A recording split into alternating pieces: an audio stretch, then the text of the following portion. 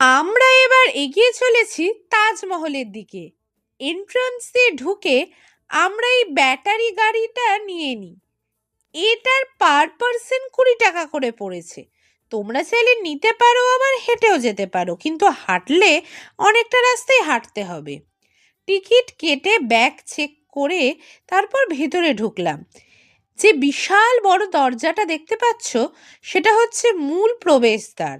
এর নাম দরওয়াজাই রওজা।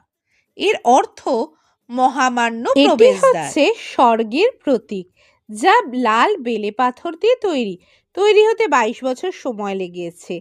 এটি পেরিয়ে আমরা প্রবেশ করব তাজমহলের সামনে। কি করলাম তারপর সেটা নেক্সট ভিডিওতে। আমার সাথে নর্থ ইন্ডিয়া ঘুরতে চাও তাহলে সাবস্ক্রাইব করে নাও আমাকে। বাই, দেখা হচ্ছে নেক্সট ভিডিওতে। হর হর মহাদেব, জয় মা দুর্গা। বাই।